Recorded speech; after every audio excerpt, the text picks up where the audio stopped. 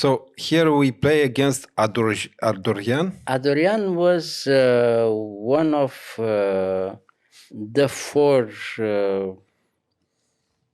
Hungarian grandmasters who actually formed the golden team from Hungary, in that time.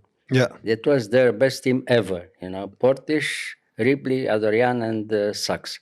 They were the best players in that period, and finally they could win before the Soviet Union. I mean, by having a fantastic tournament.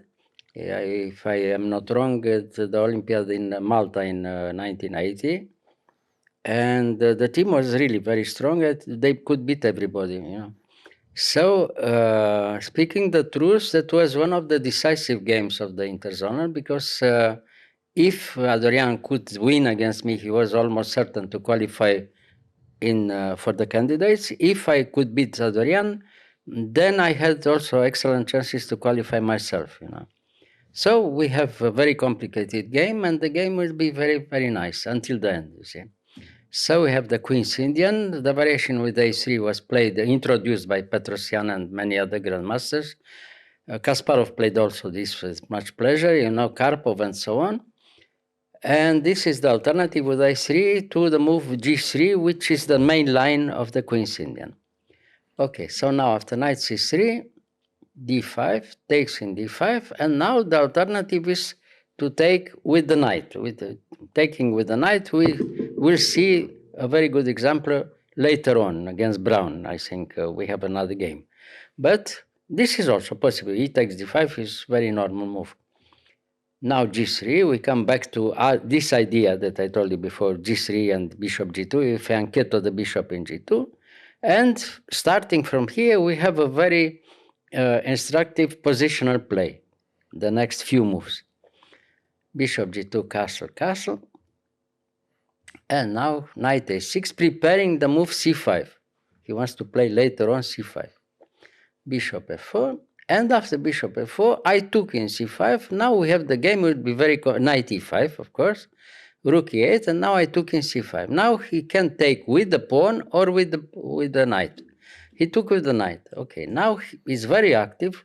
Black controls the square e4, but we have the possibility, if we look at the position, to put a very strong knight on d4 later on, and have a small initiative with white. White is a little bit better in all kinds of positions, but you have to play very precisely again. So knight f3, we take control of the d4 square. He plays immediately knight e4, and now knight b5. We come with the other knight in d4. This is the idea. So, okay. So after knight b5, he played a6, knight b4, d4, bishop f6. Now rook c1.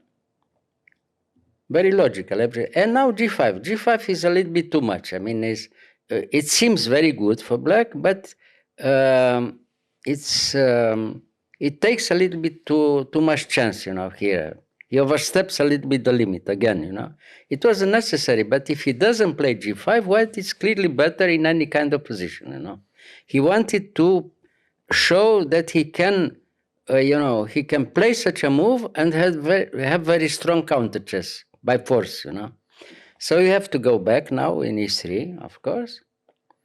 And queen d7, knight d2. Okay, now we agree to trade the knight from e4, renouncing to play against the isolated pawn from d5, but instead he has a small a problem with the pawn from g5. You'll see later on, because he played too quickly the move g5. And this is a weakness already in g5, the pawn, So knight e2. Okay, so now he plays rook c8. Now I took in e4. He took with the pawn, very good. And now the best move, rook c2. Because now you have to protect the knight from d4 against the idea, black wanted to play already, knight e6. So after knight e6, you have time to come with the rook in d2, and it's okay. White is again better in all kinds of positions. Knight e6, rook d2, and now he took in d4, I took in d4, and of course, if he takes in d4, it's bad for him. He played very well the rook in d8. Now he controls the d file, the c file, no? And white has a small edge already, even here, e3. No? Now, of course, if he takes in d4, we take with the rook and we are better, you know. So now, Here, why not taking the bishop? now you can't take because you lose the rook in d2. Lose the rook. Now you have to take, he takes back with the rook, and black is better already because he has control on d file. And you have defensive position. Now he is attacking and you have to defend, you know. Yeah. So it's not good. No? So I took, he played rook d8, rook e3. Okay, now queen e6. Now what to do? If you take immediately in f6, it seems that black is all right. He controls the central square and you don't have too much, you know, here with white. But white can show that the move g5 was a little bit hasty. I mean, he played very quickly g5, and this, as I told you, is a mistake. Yeah, and we can demonstrate now. Queen h5. This is very strong. Queen h5, because already we want to play, if possible, bishop h3, and we win the exchange. Yeah. So now the whole variation is forced. He has to take in d4. Okay, he took in d4, and now the surprise. We check in g5. We won a pawn because he has no time to play bishop g7. He loses the rook in d8 and is lost. You know, so he has to play queen g6, and now the second surprise, queen e7. If we took in g6, he has a very good chance to survive. You know, the endgame probably is not winning by force for white, you know. But after queen e7, the game is very tactical, and white has very strong initiative with pawn up, you know. Queen e7, the bishop from b7 is attacked, the bishop from d4 is attacked. So now, if he moved the bishop f6, for instance, yeah, we take in d8 with check, rook takes d8, queen takes b7, completely winning position for white. We attack the pawn from e4, the pawn from a6, the pawn from b6. The game is finished for black. Black is completely lost here, you know. But now, of course, he played better, no? Bishop c6. Now we have a pawn. We trade one rook, and we have to demonstrate that it's enough to try to win. From now on, white has to realize the advantage, you know. Pawn and better endgame in any case. And finally, we have to demonstrate that we can win the endgame. Well, until the endgame, we have this middle game here, you know. So queen c7, of course, bishop b5, rook e1, bishop d3. I mean, queen f6. Pardon, queen f6. He attacks the pawn. Now we retreat the queen. And later on, we try to attack the pawn from e4. This is the best idea, you know. So now bishop d3, f3. We have time to play f3 now. And now queen f5. And now we have the endgame, as I told you. You see. Now we take in d4, in e4. He has to take. And queen d2. After queen d2, the idea is to play later on, the first move here is to play queen f4, and we have the endgame, the rook endgame with pawn up for white, winning for white, you see. So the continuation is forced finally, you know, because he has no better move than rook e6, has to wait, no? And now we have time to play queen f4, and black is forced to trade queens, because if he doesn't trade queens, he loses a piece, you know. Yes. So he has to take, and the endgame is already lost for black. But you have to realize, you know, it's move by move again. So f5 the only move. Now we play king f2, rook h6. Now we were a little bit in time trouble. Instead of h3, white could win also by taking immediately in e4. This is also winning. And after taking e4, king f3 wins. Now king e3. Rook takes h2, rook e2, and then game is completely winning for white. But I played normally h3. White doesn't give any chance with h3. And now again, it's forced. I has to wait. And now we have the endgame with the D pawn. The D pawn and the E pawn, the central pawns, win in any case, in any kind of endgame. You have to be also a little bit careful, but is winning in any case. So now after rook takes rook c6, king f3. If he played rook c2, rook e2 wins. Now he has to go back in h3, king g3. He attacks the pawn, rook d1, and now it's clear. We play d5 now. We take the central square. He wanted to come with the king in e6, d5, and then it's not clear if you win.